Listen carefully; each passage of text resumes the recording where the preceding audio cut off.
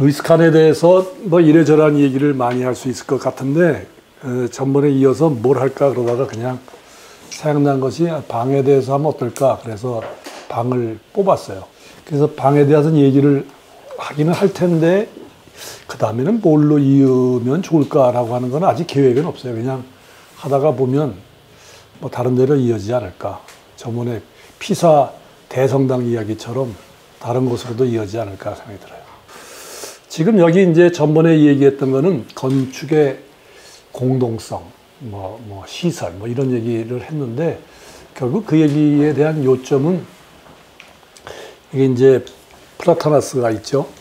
옛날에 그랬다 그러잖아요. 플라톤의 피아드로스라고 하는 이름의 책이 있는데 그 책은 소크라테스하고 그 제자들이 같이 얘기를 나누기 위해서 어디가 좋은가라고 찾아보다가 바로 요 나무가 아니고 이렇게 생긴 플라토나스 나무 밑에서 이야기를 시작했다. 아마 이런 거를 염두에 두고 했는지는 잘 모르겠지만 루이스 칸의 유명한 말이 있죠. 알듯알듯한데 뭔지 잘 모르겠고 그렇다고 무시할 수도 없고 한 말이 있는데 원문 그대로 한번 읽어볼까요? 아까 그런 나무 한 그루 밑이라고 생각을 하고 학교란 한 그루 나무 밑에서 자신이 학생인 줄 모르는 몇몇 다른 이들과 함께 자기가 깨달은 바를 디스커스 한다 그랬어요. 논의를 한다 그랬어요. 일반적으로 가르치는 게 아니라 여기 있는 말 보면 디스커스 한다 그랬거든요. 논의를 한다. 그런데 자기가 선생인 줄도 모르는 어떤 사람인데 그 사람에게서 시작을 했다라고 하는 거예요. 여기 보면 Schools began with a man on the tree. 요 말이에요. 그러니까 나무 밑에서 이런 일을 하고 있는 그 사람에서 시작됐다지. 그러니까 학교라고 하는 거는 여기서는 아마 건물을 얘기하는 건 아닌 것 같아요. 학교라는 제도도 아닌데 약간 그 뭔가 가리키는 것과 그 가리키는 엉성한 사람들의 모임을 여기 schools,라고 번역을 했는데 이상하잖아요. 학생인 줄 모르는 몇몇 학생들이니까 자기가 학생인 줄 몰라. 그냥 알고 싶어서 왔어. 또 어떤 사람은 자기가 선생인지도 몰라. 근데 가르치고 싶고 뭔가 토론하고 싶어서 왔다. 그때 이 얘기가 그냥 상상하건대는 플라톤의 여기 이제 파이드로스라고 하는 그 책에 나오는 파이드로스와 소크라테스의 대화 같은 그런 식의 거를 염두에 두고 학교가 여기서부터 시작됐다라고 하는 얘기였어요. 그러니까 이 얘기 뭐냐면 학교를 할 때 학교라는 건물이 제도화되어 있고 이미 교실이 몇 개가 있고 몇 제곱미터짜리가 이러이러한 방들이 소유하는 방들이 교장실은 어디다 두고 교사실은 어떻게 둔다. 특별활동실은 어떻게 한다. 이런 거를 이렇게 풀어나가는 것이 아니라 그것 이전에 왜 우리들은 누구를 가르쳐야 되고 어떻게 가르쳐야 되고 가르치는 보람이 뭐고 그 가치가 어디에 있는가를 염두에 두고 만들어야 된다라고 하는 그런 얘기죠. 근데 평상시에 이런 데 관심이 없던 사람들 쪽에서 보면 건축을 하는데 뭐 이렇게 어렵게 하냐.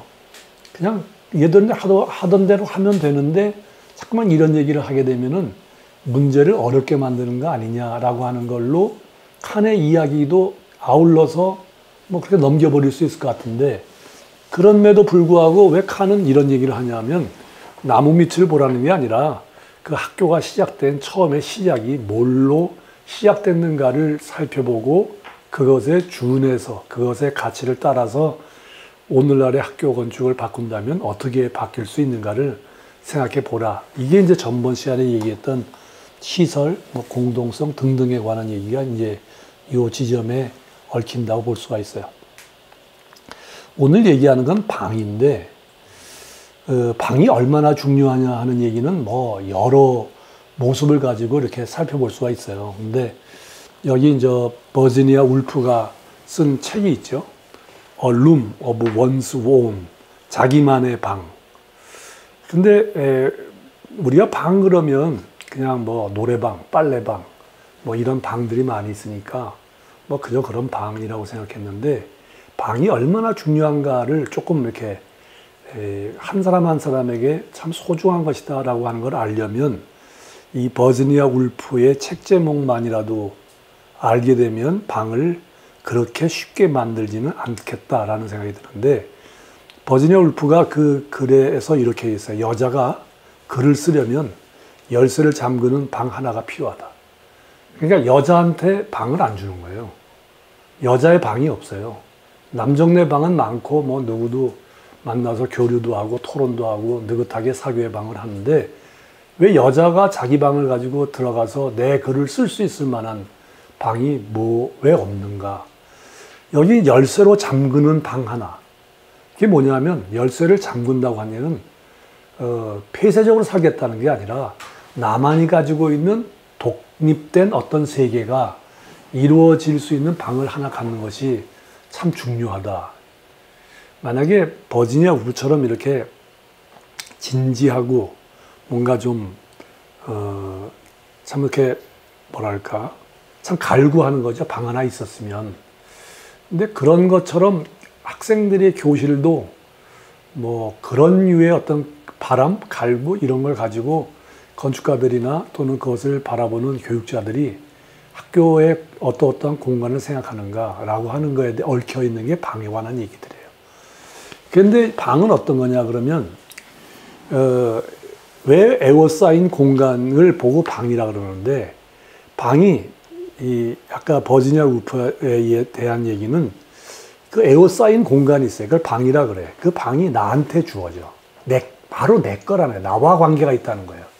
이 사람 저 사람 가서 쓰고 하는 방보다도 나만이 또는 우리만이 소유하고 거기서 생활할 수 있는 방이라는 생각이 훨씬 더 많고요. 그러니까 여기 앞에 주어져 있는 대로 여기 써 있는데 A room of one's own, 어떤 한 사람이 소유한 자기만의 방이라는 생각이 필요하다는 거지. 그런 것 안에 내가 있다고 하는 게 얼마나 소중한가 라고 하는 것을 알려주는 그런 말이라고 생각이 들어요. 그러니까 건축하는 사람이 방을 얼마나 무수히 나누고 자르고 만들어요. 평면도를 그리는 거는 흰 종이에다가 뭐 요새 손을 그린 일은 별로 없지만 손을 그린다고 칩시다. 연필을 들고 손을 대고 그리면 뭐 하는 거죠?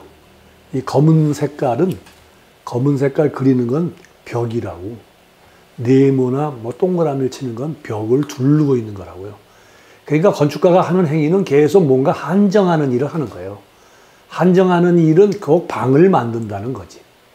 그런데 그 방이라고 하는 거에 대한 그런 인식이 없어요. 그냥 검은 이 선을 그은다고 생각하니까 지금 이와 같은 생각을 하질 않는 게 아닌가라는 생각을 해요.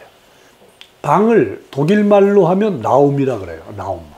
라움이 뭐냐 그러면 숲이 있는데 숲의 일부를 쳐내가지고 구멍과 같은 장소를 만든다. 그러니까 벌목을 한 다음에 자기가 쓸만한 땅을 하나 만드는 거, 요런 땅을 만드는 거 있죠? 그게 라움이라고. 그러니까 요 어원에 대한 생각을 머릿속에 두고 이 라움이니 방이라는 생각을 해야지 그냥 우리가 흔히 알고 있는 방이라고 생각하면 더 이상 배울 게 없을 것 같아요. 그런데 만든 구멍 같은 이니까 조그만 거, 요만한 거, 조금 더 큰 거, 요거 한정됐다는 뜻이지. 숲을 쳐내니까 옆에 숲이 많다는 얘기는 기둥이 있고 뭔가 주변에 에워싸고 있다고 하는 거예요. 거기에 고만한 여유. 그러니까 우리 룸이라고 하는 것도 알고 보면 영어에 여지가 있다 그러는 거 하잖아요. 여지가 있다. 그러니까 여유가 있다. 그 얘기는 굉장히 큰 여유가 아니라 약간의 여유가 있다고 하는 걸 룸이 있다라고 하는 걸 표현하는 것과 마찬가지인데 그런 장소라는 뜻이에요. 그러니까 라움은 독일말로 얘기하면 공간이란 말을 표현할 때도 라움이란 말을 독일어로 쓰지만 사실은 방이라는 개념이 훨씬 강하다. 그럼 영어로 룸이라고 하는 거는 뭐 모르는 거 아니에요. 건물 안에서 나를 둘러싸고 있는 벽으로 구획된 어떤 공간을 구획하는 것. 그러니까 건축가가 하고 있는 일에 가장 가까운 말은 방이라는 말이라고. 공간이 아니라고. 공간으로부터 구획하는 거고 누구를 위하냐 그러면 나를 위해서, 우리를 위해서, 그들을 위해서 하는 일이라 이거지. 그런 것들을 건물 안에서 만드는 걸 룸이라 그래요. 이거 누구나 다 아는 거죠. 그러면 방을 모를 리가 없죠. 사전에서 우리나라에서 방 그러면 방이 뭐냐. 사람이 살거나 일을 하기 위해서 벽 따위로 막아 만든 칸. 뭐 똑같아. 그러니까 벽 같은 걸로 막는다 이거죠. 그래서 방을 쓸 때 우리나라 방 이름이 많아요. 건넌방, 뒷방, 큰방, 작은방, 안방, 사랑방, 옆방 뭐 다 위치와 크기를 나타내면서 방을 표현해. 예를 들어서 엄마방, 아빠방 이런 말 안 붙여. 건넌방, 안방, 뭐 뒷방, 옆방, 큰방, 작은방. 크기와 그 옆에 다른 것들과의 관계 속에서 이름을 정하는 일이 많다. 그러면서 방이라 그런다 이거지. 근데 이걸 보고 건넌 공간, 발음하기도 어렵지만 건넌 공간, 뒷공간, 사랑 공간, 안 공간, 큰 공간, 작은 공간 이런 말 해요. 그런데 건축하는 사람들 저를 포함해서지만 공간이란 말을 100번을 쓰면 방이란 말은 한 번이나 두 번 쓸까 말까 해요. 말하자면 언어에 사치가 있고 과욕이 있는 거지. 그런데 호텔에서는 공간을 빌려주나요? 방을 빌려주나요? 방을 빌려줘요. 방값을 내려가지 공간값이라고 얘기를 안 해요. 방 한 개에 뭐 트윈인데 뭐 크기가 얼마니까 뭐 10만 원 내시오, 20만 원 내시오라고 하잖아요. 근데 이렇게 당연한 거를 왜 주목하지 않을까? 그러니까 칸이 얘기하고 있는 방이라고 하는 것도 너무 당연한 것에 관한 설명을 하고 있는 거다 이거죠. 공간을 빌려주잖아요. 공간은 빌려줄 수가 없어요. 구획된 게 아니기 때문에.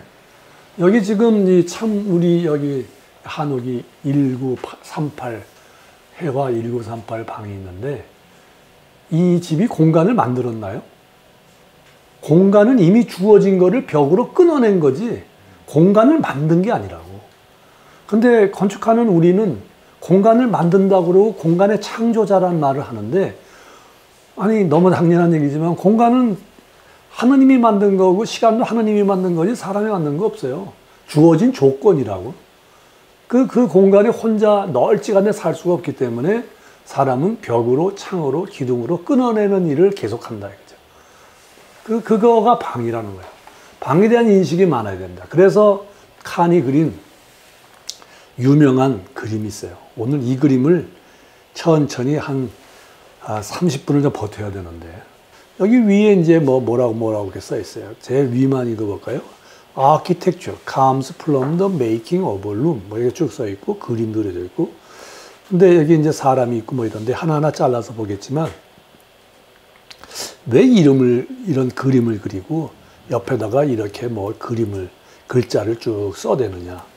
나는 이 그림이 그 교수들 논문 10편 쓴 것보다 나은 것 같아.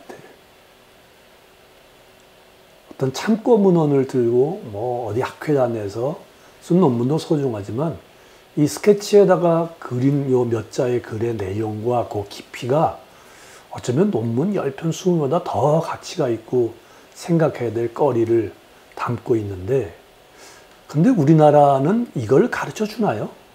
학교에서 칸의 요 드로잉을 가르쳐 준 데가 있겠지. 제가 몰라서 그러는데 근데 많지 않을 것 같아.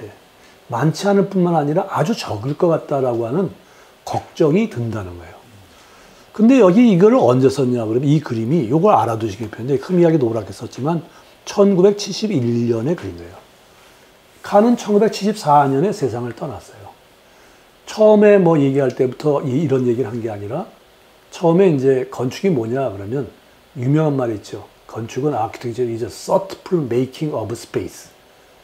그러니까 공간을 thoughtful, 사력 있게 만드는 것이다. 요 말이 이제 60년대 초반에 처음에 건축을 이제 시작한 게 아니고 시작한 지는 오래됐지만 세계적으로 알려지기 시작하면서 그가 주목할 때 썼던 말들인데 thoughtful making of space라는데 공간을 사력 있게 만드는 것이다 라고 해서 상당히 그 당시에 그 기능주의나 근대 건축이 만연했을 때와는 사뭇 다른 표현이 있었다 이거죠. 그 이후에 시간이 한참 지났어요. 거기에는 전문에 얘기한 것처럼 뭐 사일런스니, 라이트니, 폼이니, 디자인이니, 메저러블이니, 인메저블이니 뭐 등등의 관한 어휘들이 왔다 갔다 하면서 종착된 것이 룸이다 이거죠. 그러니까 이 룸은 뭐 다른 것도 그렇지만 좀 더 구체적으로 칸의 생각을 요약한 아주 중요한 것이다. 그러니까 가운데다가 더 룸이라고 하는 말을 쓰고 뭐 어쩌고 저쩌고 길게 썼어요. 좀 이따 볼게요. 이 말을 하니까 갑자기 느닷없이 생각이 난 영화가 있었는데 전혀 칸과 관계가 없어요. 그냥 제 생각이 나서 잡념이 있었는데 참을 수가 없어가지고 뺄까 그러다가 그냥 해봤는데, 룸이라는 영화인데 보셨어요? 이 영화는 요 애가 본래 여자애인가 그래. 근데 남장을 해가지고 잘못 끌려와가지고 여자하고 요 애가 요 방 안에서 오랫동안 살아요. 밖에도 못 나가요. 그 남자가 이상한 남자야. 아주 포악한 녀석인데 음식이 있으면 음식을 갖다가 넣어주고 밖에 꼼짝달싹 못해 가둬놓는 거예요. 근데 위에 창이 하나 있는데 이 장면이 뭐냐면 나가고 싶다야. 나갈 수가 없어. 이건 뭐냐면 그럼 룸은 갇힌 거 아니냐라고 하지만 룸은 아까 에워싼다 그랬잖아요. 에워싸는 것뿐만 아니라 밖을 봐야 돼. 그러니까 안과 밖이 무언가가 이렇게 걸쳐 있는 이야기가 있다 이거죠.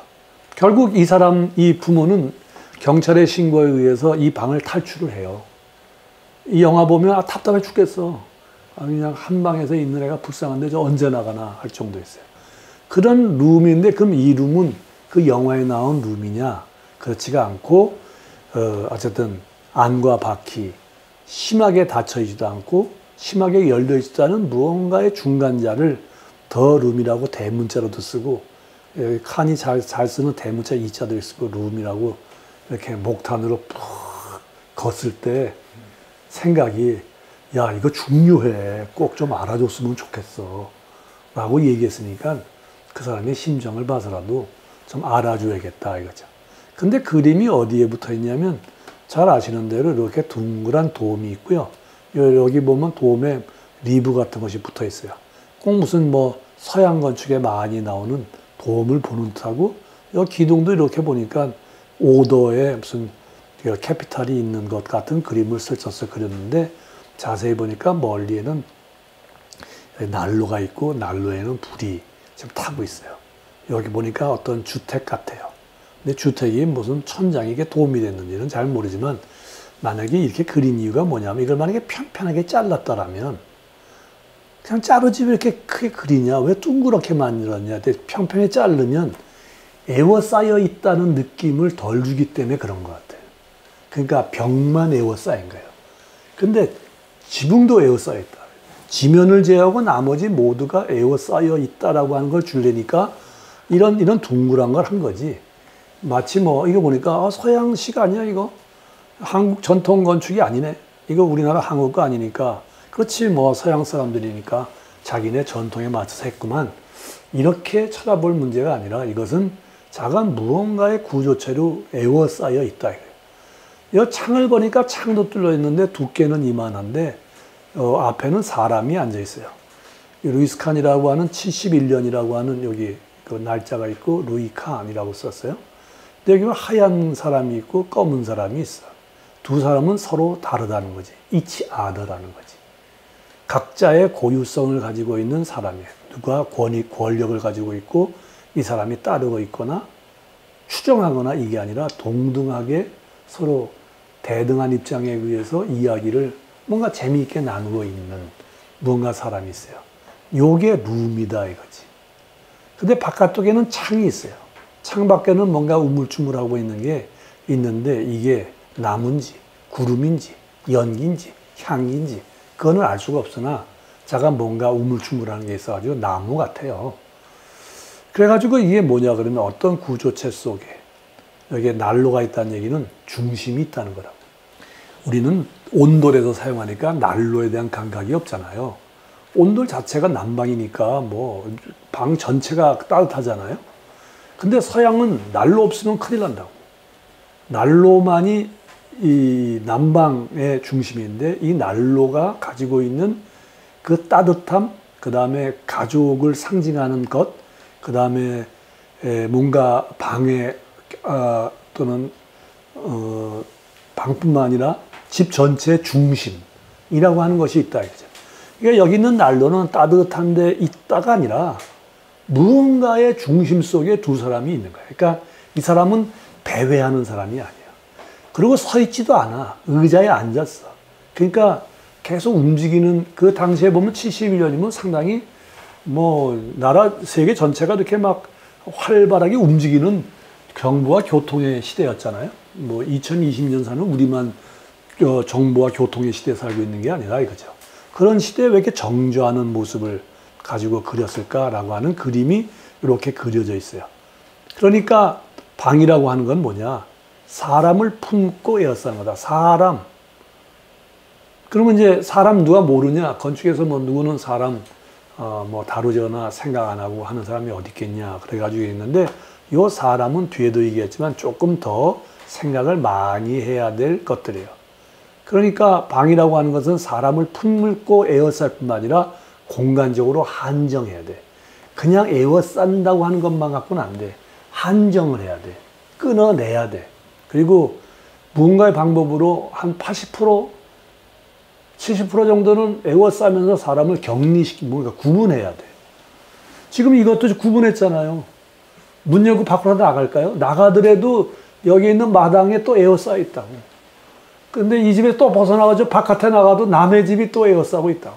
이거 에워싸이지 않으면 사막을 가야 돼. 사막을 가면 완전한 공간을 누릴 수 있어. 근데 공간은 누리지만 자기는 점점 중심도 잃고 옆에 있는 사람도 없고 교류도 없고 나무와 풀도 없고 뭐 이런 것 속으로 빠져 들어가는 거다. 에워싼다고 하는 게 얼마나 중요한 거냐라고 하는 거를 꼭 뭐 이건 다른 시간에도 얘기를 하겠지만 그런 걸 가지고 있어요. 공간을 어떻게 한정하냐? 구조체로. 이 구조체가 중요한 것이다. 근대 건축은 어떻게 했죠?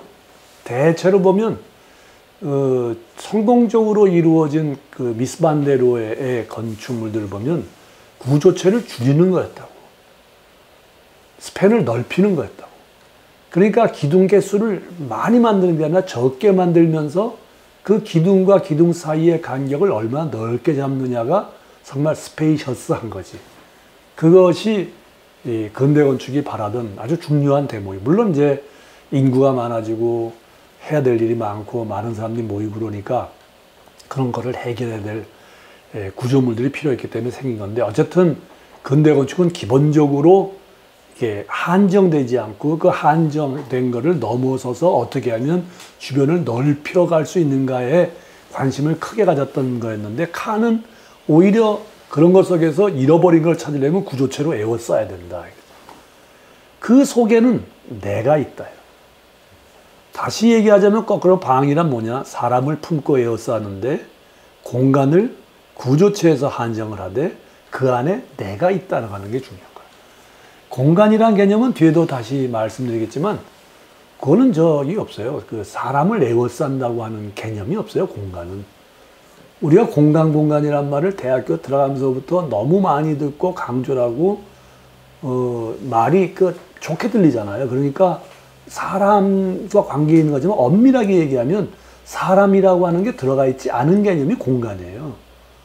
그래서 인간적 공간이란 말은 사실은 말이 해당이 안 되는 말이에요. 그건 우리가 그렇게 쓰는 것 뿐이지. 그러면 이런 거에 대한 원류는 어디 있는가? 그러면 뭐 집이 이런 집이 한두 개겠어요? 이런 거죠. 뭐.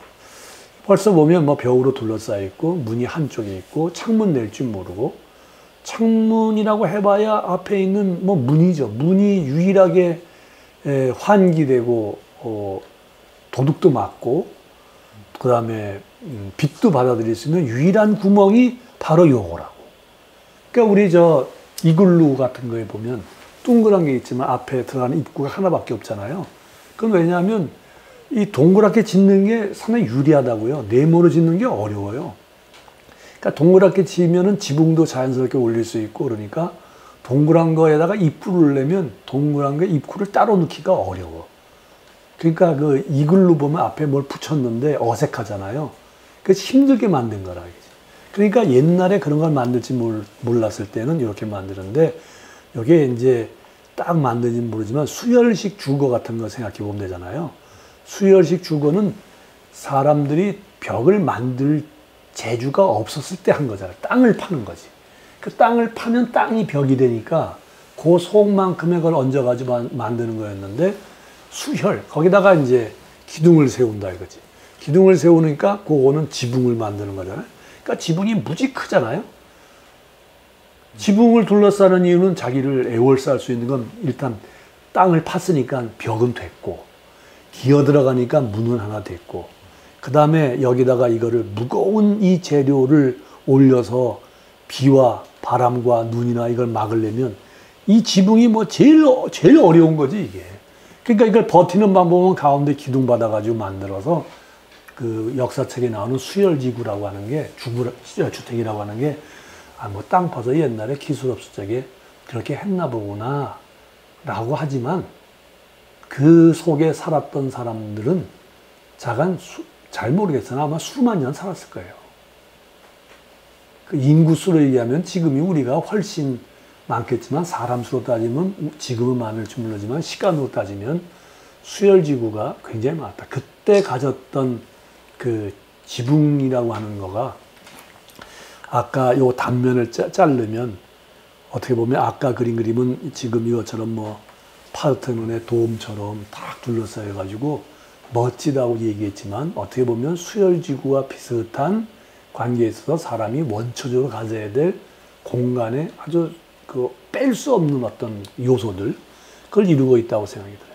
그래서 이런 그림들이 이렇게 놓여져 있어요. 그럼 여기 사람이 이렇게 있잖아요. 그럼 사람은 뭐 둘이 앉아 있는 거면 잘 되느냐? 그래가지고 이건 굉장히 오래전에 인사동, 이 집 없어졌을 것 같은데 인사동 지나가다가 더운 여름날에 문을 활짝 열었더라고.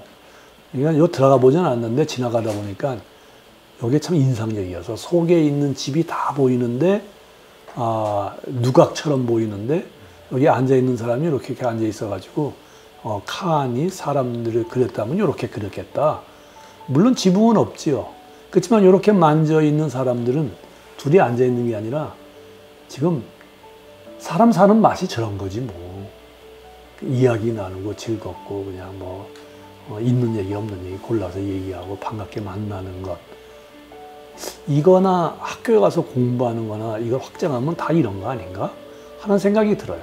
그러니까 이 사람을 이렇게 보면 이런 걸 거야. 이런 관계를 좀 더 이제 면밀하게 더 살펴봐야겠지만 막 이런 거 아닐까. 그러니까 우두커니 그냥 두 사람 앉아 있는 게 아니고 뭔가 거기서 지금 활기 있게 뭔가 해. 뭐 일을 하든지 뭐 배우든지 뭔가 하는 것들이 있다라고 하는 그런 사람과의 관계.